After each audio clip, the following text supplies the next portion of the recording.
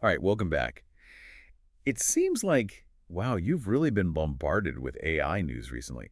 Conferences, research papers, Yeah. new models, like they're popping up everywhere. Yeah, it's a lot to stay on top of, for sure. Especially when you're not just looking for hype. Right. You want the AI projects that are really out there making a difference, the tools, the tech that has real, tangible social impact. Absolutely. And that's exactly what we're going to focus on today. 5 standout examples of AI being used to tackle real problems and create new opportunities, things we might not have imagined just a little while ago. I am so ready for this. And I have a feeling we're going to start with something a little unexpected. AI in auto shops. You read that right. We came across this really cool project. It's called OilyRAGs, and it actually just won 3rd place in a recent LlamaIndex hackathon. Okay, I'll be honest, when I think auto shop, cutting-edge AI isn't the first thing that leaps to mind. What's the connection? Well, think about the everyday challenges that mechanics face, right? Intricate systems, complex repairs, and there's always a new car model coming out. That means tons of information to sift through. Parts catalogs, repair manuals, diagnostic tools, it never ends. Okay, I see where you're going with this. OilyRAGs helps with all of that. Exactly. It uses something called Retrieval-Augmented Generation, RG, for short, to basically give mechanics an AI assistant right there at their fingertips. Imagine being able to instantly search through all those manuals and databases, pull up exactly what you need when you need it. So it's like having an all-knowing mechanic by your side. You could say that, yeah. And the best part is the developers are saying it can increase efficiency by something like 6,000%. 1,000%. That's unbelievable. I have to know, how does it even achieve that? It all comes down to streamlining the workflow. Instead of spending all this time hunting down information, mechanics can get instant answers, instant guidance. That lets them diagnose and repair vehicles way faster. Okay, so OilyRAGs is all about making mechanics' lives easier, way more efficient. What's next on our social impact train? Let's move over to healthcare. AI is starting to be used to improve patient care and outcomes in some really interesting ways. Have you heard about MDAgents? I think I saw a headline about Google developing AI for doctors, but I haven't really had time to look into it. What's the deal? So this is a fascinating one. Google has created a group of AI models, and they call them MDAgents. And get this, they work together like a team of specialized doctors. Wait, so it's not just one AI, it's like a whole team of AI doctors all consulting with each other. Precisely. Each one can analyze patient data from their own specialty, and then they collaborate to figure out the diagnosis or recommended treatment plan. I'm picturing an AI cardiologist, like Yeah. conferring with an AI oncologist, and it all happens in seconds. You're getting the idea. And here's the really important part. These MD agents aren't meant to replace human doctors. They're designed to work alongside them. Think of them like really powerful tools that can really enhance human expertise and decision-making. That makes a lot of sense. So how does this actually help patients in the real world? What's the impact? Well, the potential is huge. We're talking faster, more accurate diagnoses. That means earlier intervention, more effective treatment plans. This could be especially helpful in places where there aren't enough specialists, or for really complicated cases where you need a lot of different perspectives. It sounds like MD agents could really revolutionize healthcare, especially for people in communities that are underserved. That's the hope. It's a perfect example of how AI can address social inequities and help more people get access to better quality care. All right, from auto shops to hospitals, AI is definitely leaving its mark. What other fields are being transformed by this technology? Let's shift gears from healthcare to the world of accessibility and assistive technology. These next glasses, I think you'll find them really interesting. Oh, you're talking about the Even Realities G1 glasses? I've been seeing those everywhere lately. They look super sleek. They are. But the tech behind them is even more impressive. The really cool thing is these glasses are built to be integrated with AI tools. Things like Open Interpreter. Okay, remind me, what was Open Interpreter again? Right, so Open Interpreter is this amazing platform that lets you control your computer using natural language. You basically talk to it like you would a personal assistant. Right. I remember seeing those demos. It was mind-blowing. So how does that work with these glasses? Imagine you're wearing the G1 glasses. Right. You can interact with Open Interpreter using just your voice. Voice commands, even simple gestures. You could access information, control things in your environment, even create things, all hands-free. This is wild. It's like something straight out of a sci-fi movie. What kind of real-world applications are we talking about for, say, people with disabilities. The possibilities are huge. For someone with limited mobility, these glasses could be life-changing. Control your smart home devices, browse the web, even write emails, all just using your voice. And for people with visual impairments, they could offer real-time object recognition navigation assistance. That's amazing. AI is literally being used to empower people and make things more accessible. It's incredible. And what's really unique about these glasses is their commitment to open source technology. The developers believe that everyone should benefit from these advances, not just a select few. That's so important, especially in assistive tech, where cost can be a huge barrier for people. Exactly. By going open source, they're encouraging more innovation, more collaboration. That could lead to even more creative solutions and hopefully more affordable ones too in the future. Okay, from helping mechanics to empowering people with disabilities, we're seeing a real theme here, right?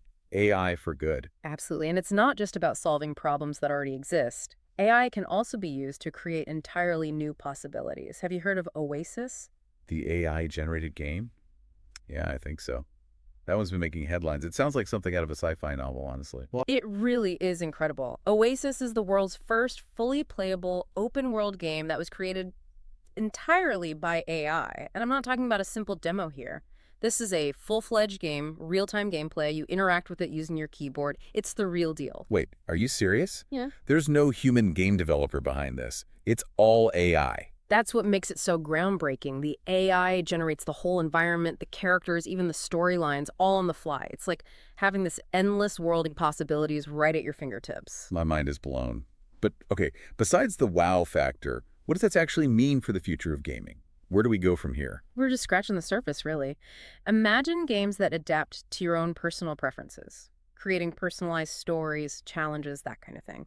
Or think about the potential for accessibility in gaming. AI could create interfaces and gameplay that cater to different abilities, different needs. It opens up so many doors. It sounds like AI could democratize game development, too. Anyone with an idea could create their own virtual world. Exactly. And it goes beyond gaming, too. Imagine AI being used to create interactive educational experiences, immersive storytelling platforms, virtual world where people can connect and collaborate in completely new ways. It's like AI is opening up a whole new universe of possibilities. It's really limited only by our imagination at this point. That's what makes it so exciting. We're seeing this amazing convergence of technology and creativity, and the results are honestly transformative. All right, we've got AI mechanics, AI doctors, AI-powered glasses, and now AI game developers. I'm almost afraid to ask, what's next on our social impact tour? Let's talk about a project that's tackling something a little less glamorous, but equally important: the accessibility of AI development itself. Have you ever heard of Unsloth? Unsloth. The name rings a bell, but I can't quite place it. Refresh my memory. Okay, picture this. You're a student, a researcher, maybe a small startup, and you have this brilliant idea for an AI application. But then you hit a wall. Training AI models. It can be so slow, so expensive, and it just eats up resources. Right. I've heard about those massive data centers that power AI, and they definitely don't sound very accessible to the average person. Exactly. And that's the problem Unsloth is trying to solve. It's a new way to fine-tune AI models that is just way faster and more efficient. It uses this technique called LoRA low-rank adaptation, which basically streamlines the whole training process. Less computing power, less memory needed. So is Unsloth like the Robin Hood of AI then? Taking from the resource-rich and giving to the resource-poor? I love that analogy. And it's a total game changer for people who want to work with AI but don't have access to those supercomputers. With Unsloth, you can train powerful AI models on way more affordable hardware, even just your laptop in some cases. So this could open a ton of doors for students, for researchers, independent developers. Absolutely. Imagine a world where anyone with an internet connection and a laptop can create and deploy their own AI applications. That's the whole vision behind Unsloth, democratizing AI development and empowering a whole new generation of innovators. It's inspiring to see so many projects focused on making AI more accessible and ultimately more beneficial for everyone. I agree. And it's a good reminder that technology is really only as good as the people who use it. Okay, I am already feeling so inspired by all these incredible projects, but before we get too carried away, I'm curious, what's going on in the AI developer communities themselves? What are they talking about? That's a great point. The real magic often happens in those online spaces. Hmm? Developers are collaborating, sharing ideas, pushing the limits of what's possible. Let's take a peek behind the curtain, see what they're up to, shall we? Lead the way. I'm ready to dive into the world of AI developers. Welcome back to the deep dive. We're going to keep going with our exploration of AI with social impact, but now we're going to do something a little different. We're going to kind of eavesdrop on what developers are saying about this whole exciting field. Okay, I'm all ears. I always love getting a behind-the-scenes look at how this tech is actually being built. Exactly. And one community that's really at the forefront of AI development is the Hugging Face community. They're a real hub for all things AI, especially when it comes to language models. Hugging Face, yeah, I've definitely heard that name. What makes them so special? What sets them apart? Well, they're kind of like the social network for AI developers. It's this place where people can share their models, their data sets, their code, and just work together on all sorts of projects. So it's like the GitHub for AI, basically. That's a good way to put it. And they've been really busy lately, especially with all the buzz around OpenAI's new O1 model. Oh, right, O1. I remember seeing some pretty cryptic tweets about that. Didn't OpenAI release it and then, like, immediately pull it back? They did. It was only available for a super short time, but man, it generated a ton of excitement, a lot of speculation in the community. What was so special about it? Yeah. What made O1 stand out from all the other models? One of the biggest things was its ability to actually understand and process images along with text. This is what they call multimodal AI, and it's a huge step towards creating AI that can interact with the world in a much more human-like way. Okay, I'm starting to see why people were freaking out. It's like O1 gave us a glimpse into the future of AI. Exactly. And even though it's not publicly available yet, it really got people talking. The possibilities of multimodal AI, what could it mean for education, accessibility, creative expression even? So OpenAI is making waves with O1, but they're not the only ones out there, right? What other models were the Hugging Face folks excited about? There is a lot of talk about Claude 3.5 Haiku. It's the newest model from Anthropic. Anthropic, right? The company that's all about building safer AI. That's the one. They're known for really focusing on AI alignment, responsible development, and that's earned them a lot of respect in the community. Okay, so what makes Claude 3.5 Haiku so special? Is it just about being safe? It's actually a really impressive model performance-wise, too. It's hit some really impressive benchmarks. But what's really cool is that it's also faster and more cost-efficient to run than earlier versions. So it's like they found a way to make AI both powerful and practical. Exactly. And that's a huge deal for developers who are worried about the costs, the computing power, and even the environmental impact of training and running these giant language models. It sounds like Anthropic is trying to strike that balance, innovation and responsibility.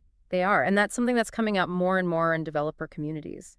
There's this growing awareness that AI development needs to be ethical and it needs to be sustainable too. Okay, so we've got OpenAI pushing the boundaries with O1 and Anthropic focusing on performance and responsibility with Claude. What other trends are you seeing emerge from these developer discussions? There's a real movement towards making AI development more accessible to everybody, not just these big companies with tons of resources. That's great. We already saw that with projects like Unsloth, right? Making it easier and more efficient to fine-tune AI models. Exactly. And we see that same spirit reflected in the conversations happening in communities like the Open Access AI Collective. Remind me, what are the open access folks all about? They're this group of developers who are really passionate about open source AI. They want to make sure everyone has the chance to learn, to experiment, to contribute. Love that idea. So what were they focused on in our sources? They were really diving deep into fine-tuning techniques, especially for Meta's Llama 3.1 model. Meta, like Facebook Meta, they're into AI too. Oh yeah, big time. Meta is a major player in the AI world. They've released some really powerful open source language models, including Llama, and the open access community was exploring all these different ways to customize Llama for specific tasks. So it's like taking a powerful general purpose AI tool and then shaping it to do exactly what you need it to do. Exactly. And one of the challenges they were talking about was something called catastrophic forgetting. Catastrophic forgetting. Uh-oh, that sounds kind of scary. What is that? It's this thing that can happen when you fine-tune an AI model on a new task. Sometimes it can actually forget what it learned before on other tasks. It's like if you try to teach someone a new language and they start forgetting their native language. Oh, wow, that's a big problem. Yeah. So how do you stop an AI model from having a total memory meltdown? Well, the open access community was sharing tips and tricks for dealing with that. Things like using smaller learning rates or incorporating something called regularization into the training process. Okay, those sound a little technical. Can you break it down for us non-experts? Think of it like this. You're teaching a dog a new trick. If you try to teach it too many things too fast, it might get confused and forget the old tricks, right? But if you go slow and steady, maybe give it some treats for remembering the old tricks along the way, it's more likely to learn the new trick without forgetting everything else. Okay, that makes a lot more sense. It's about finding that balance between learning new stuff and holding on to the old knowledge. You got it. And that's a challenge that AI developers are always dealing with. It sounds like the open access community is playing a really important role, making AI development more accessible, more collaborative. They are, and they're not alone. Another community that's doing some amazing work in the AI world is the TinyGrad community. KinyGrad. The name makes it sound like they're doing something totally different from those massive language models. You're right. While some developers are all about building bigger, more complex AI models, the TinyGrad folks are going in the opposite direction. They want to make AI smaller, faster, and more efficient. So it's like the minimalist movement of AI development. I like that. They're proving that you don't always need tons of computing power to create really cool AI applications. Okay, you've got me intrigued. What kind of things are they actually building with TinyGrads? All sorts of stuff. They're working on image recognition, natural language processing, even robotics. And all of this is running on devices that normally couldn't handle those kinds of complex AI tasks. That's impressive. But why go small when you can go big, right? What's the advantage of using these tiny AI models? Well, there are a few key benefits. First, it makes AI way more accessible to people who don't have all that fancy, expensive hardware. Imagine running AI models on your phone, or even on those little tiny embedded devices. Second, it's way better for the environment, much more energy efficient, which makes AI more sustainable. And finally, it really pushes the boundaries of what's possible. Developers have to get super creative to optimize performance without relying on just brute force computing power. So the TinyGrad folks are kind of like the rebels of the AI world, huh? Challenging all the conventional wisdom. They are, and their work is having a ripple effect throughout the whole field, inspiring other developers to think outside the box and find new ways to build and use AI models. Okay, so we've got Hugging Face keeping things exciting with all these new model releases, open access working to democratize AI development, and TinyGrad proving that size isn't everything. What other communities are you keeping an eye on? Let's head over to a community that's really focused on making AI not just powerful, but user-friendly too. The Perplexity AI folks. Oh, Perplexity. I've used their search engine. It's amazing. It answers these complicated questions in such a conversational way.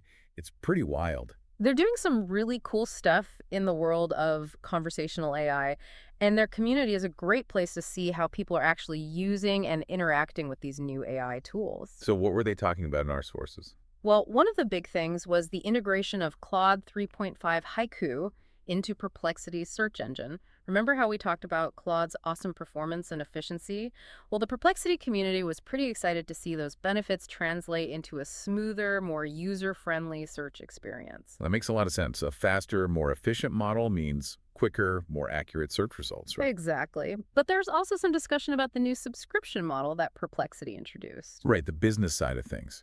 Always a challenge to balance innovation with affordability. It is, and the Perplexity community was having a really good discussion about the pros and cons of different pricing models and how to make sure these powerful AI tools are still accessible to everyone. It's great to see that kind of open dialogue, between developers and users. Shows that AI development isn't just about the tech. It's about community and shared values, too. Absolutely. And speaking of values, there's another community that's really focused on the ethical side of AI, the Alignment Lab AI folks. Alignment Lab AI. Right. Right. They're the ones who are worried about making sure that AI systems actually align with human values. That's right. They're tackling some of the biggest, most important questions in AI development today.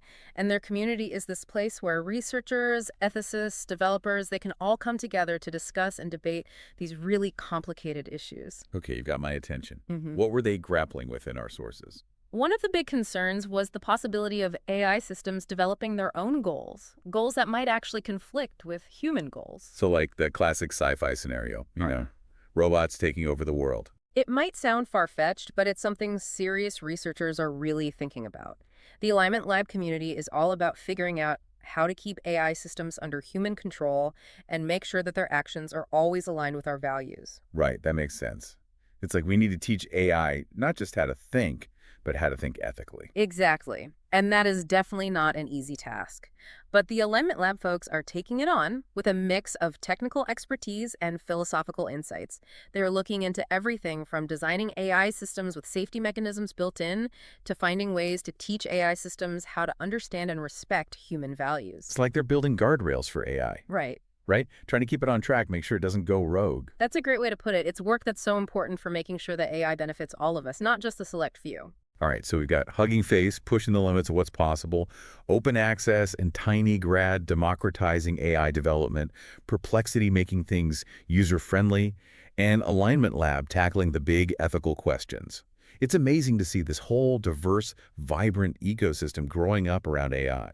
It is. It reminds us that AI isn't just a technological revolution, it's a social and cultural one too. And these communities are playing a huge role in shaping the future of AI, not just with their technical skills, but with their values, their conversations, their collaborations. It's pretty cool. I'm really struck by the sense of responsibility that seems to be present in these communities. It's encouraging. People are really thinking deeply about the ethical and social implications of AI, not just the cool technical stuff. I agree. It gives me hope that we can navigate the challenges ahead and really use this incredible technology to make the world a better place. Well, we've covered so much ground today, from AI mechanics to AI ethicists. I feel like I have a whole new understanding of the AI landscape. Me too. And we're not quite done yet. In part 3, we'll explore how AI is being used to empower creativity and expression. Get ready to be inspired by the artists and the dreamers who are using AI to really push the boundaries of imagination. I can't wait. Let's take a quick break and come back for more AI adventures in part 3. Okay, we're back for the final part of our AI deep dive. And honestly, my head is spinning with all the incredible stuff we've talked about so far. Yeah, it's been quite a journey, hasn't it? From AI fixing cars to AI diagnosing patients to, wow, AI grappling with ethics. It seems like this tech is really touching everything these days. And you promised we'd be wrapping things up with AI and creativity. And for me, that's where it gets really exciting. That's where the magic happens. I knew you'd say that. There's no better place to see that magic in action than the Stable Diffusion community, I think. They're right at the forefront of AI image generation, using algorithms to create these, stunning visuals. I've seen some of the images coming out of that community. Mind-blowing is an understatement. How does it even work? It honestly feels like magic. It kind of is, but it's also based in some seriously complex math and computer science. Stable Diffusion uses a type of AI called a diffusion model. It basically learns to generate images by reversing this process of adding noise. Adding noise, really. That seems counterintuitive. Wouldn't you want to, remove noise from images? That's what makes diffusion models so fascinating. They start with this completely random noise image, then they gradually learn to transform that noise into a clear image, all guided by these parameters and training data. Okay, I'm trying to picture this. It's like taking, I don't know, a chaotic mess and then slowly, carefully shaping it into this beautiful work of art. You got it. And the results, they speak for themselves. People are using Stable Diffusion to create everything. Photorealistic portraits, surreal landscapes, abstract art that you just couldn't make with traditional tools. It's really incredible. It sounds like Stable Diffusion is putting artistic power in the hands of anyone who has a computer, really. Yeah, that's the beauty of it. And the community itself, the Stable Diffusion community, they really embody that. It's this amazingly diverse group of people. Artists, designers, developers, enthusiasts, all exploring what AI image generation can do. So what were they talking about in our sources?